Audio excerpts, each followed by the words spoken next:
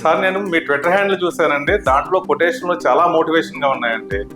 అది ఒకటి చదవడం మొదలు పెట్టిన తర్వాత కంప్లీట్ మొత్తం అన్ని కూడా పూర్తి చేశానండి. సార్ అదే కొటేషన్ మీ నోటి ద్వారా వింటే ఇంకా బాగుంటుందని చెప్పి మీకోసం వచ్చాను సార్.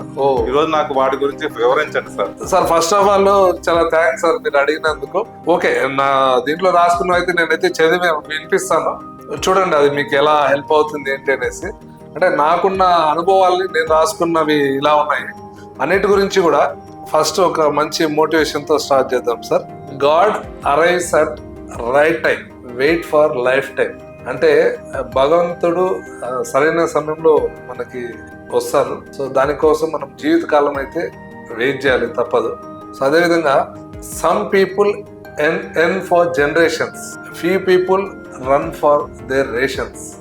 అంటే కొంతమంది వాళ్ళ జనరేషన్ కోసం సంపాదిస్తుంటారు, కొంతమంది వాళ్ళ రేషన్ కోసం పరిగెత్తుతుంటారని రాసుకుని డైలీ నీడ్స్ కోసం.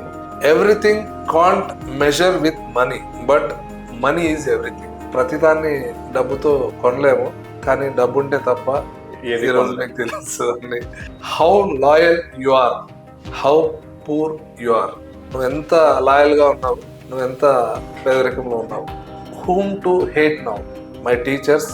నేను చదువుకున్న మోటివేషనల్ బుక్స్ అంటే my teacher, my books, my parents, my God teaching us about being loyal.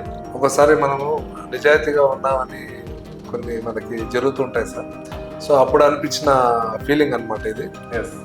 No university will give loyalty certificate to prove. నువ్వు ఎంత నిజాయితీగా ఉన్నావని ఏ యూనివర్సిటీ కూడా నీకు లాయల్టీ సర్టిఫికేట్ ఇవ్వదు. Why no poverty in animals, why only in humans. Why no poverty in animals, why only humans. Somebody will be good for somebody, be that somebody. ఇది ఒక quote. Life quotes and moral stories are only applicable to middle class అని question mark పెట్టాను sir. ఇది ఏదో మూడ్లో రాసుకున్నవే ఇవన్నీ. అప్పుడు కరెక్టే.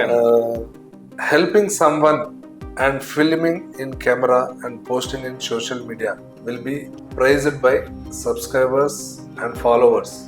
Helping someone on camera and posting in social media will be liked by subscribers and followers. Helping someone off camera will be taken care by God.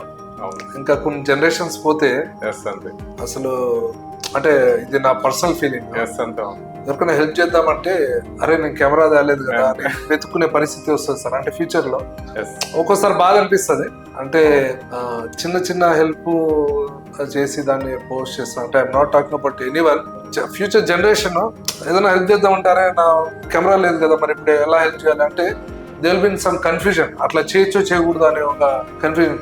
ఎందుకంటే కొన్ని అంటే పాత కాలంలో సార్ ఎడ్యుకేషన్ కోసము వాటి కోసము ఎకరాల ల్యాండ్ ఇచ్చిండ్రు. వాళ్ళ పేర్లు కూడా మనకి ఈ రోజు గుర్తుండవు. మెడికల్ కోసము, హాస్పిటల్స్ కోసము వాళ్ళ ల్యాండ్ ఎంతో మంది దానం చేసింటారు. ఈ రోజుకి వాళ్ళ పేర్లు కూడా మనకు తెలియదు. AI, artificial intelligence will remind us we're all humans one day. అంటే మనము ఎంతలా అలవాటు పడిపోయినామంటే ఏది ఆర్టిఫిషియల్ ఇంటెలిజెన్స్, ఏది హ్యూమన్ ఇంటెలిజెన్స్ అనేది క్యాజువల్ గా పోతున్నాం సార్. ఫ్యూచర్ లో మనకి ఏ చెప్తుంది అనమాట యూఆర్ ఆల్ హ్యూమన్స్ అనేసి ఒక రోజు అదే చెప్పే రోజు వస్తుంది. నేను ఆపరేషన్ సింధూర్ జరిగినప్పుడు నేను ఊరిలో కోట్ రాసుకున్నాను సార్.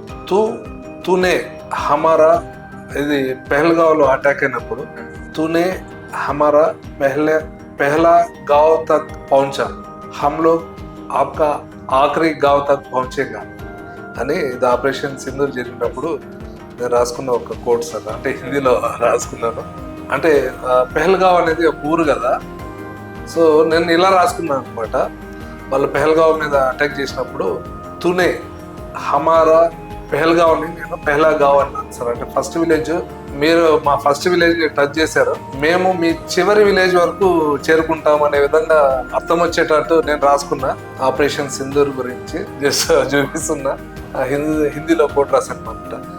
తూనే హమారా పెహలా గావ్ తక్ పహుంచా, పెహల్గావ్ని నేను పెహలాగావ్గా మార్చాను. హమ్లో తుమారి ఆఖరి గావ్ తక్ పహుంచేగా.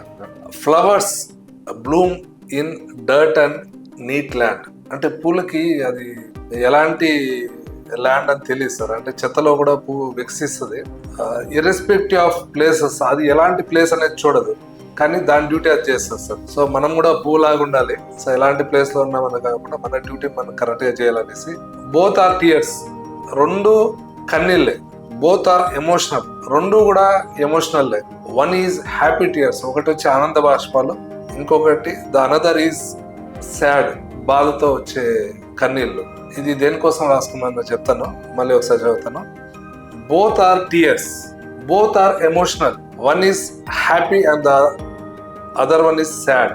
ఇవి డిపార్చర్ అరైవల్ స్టోరీస్ అని రాసుకున్నాను సార్. అంటే ఎయిర్పోర్ట్ లో వాళ్ళ భర్త కొడుకు కొన్ని సంవత్సరాల తర్వాత సౌదీ నుంచో లేకపోతే ఎక్కడెక్కడి నుంచో కష్టపడి వస్తుంటారు. సో వాళ్ళు వచ్చినప్పుడు, వాళ్ళు రిసీవ్ చేసుకున్నప్పుడు వాళ్ళకి ఆనంద బాష్పాలు ఉంటాయి సార్. అన్ని సంవత్సరాల తర్వాత కలిసినప్పుడు వాళ్ళ కొడుకును కూతురును అవుట్ ఆఫ్ కంట్రీస్ కి చదువు కోసము, లేకపోతే వాళ్ళ భర్తను వాళ్ళ పిల్లలను ఉద్యోగాల కోసం బయట పంపిస్తుంటారు కదా. సో వాళ్ళ కళ్ళల్లో ఎంత బాధ ఉంటుందో. రెండు కూడా జస్ట్ కొన్ని అడుగుల దూరంలోనే ఎన్ని స్టోరీస్ ఉంటాయో ఎయిర్పోర్ట్కి వెళ్ళినప్పుడు ఇవన్నీ.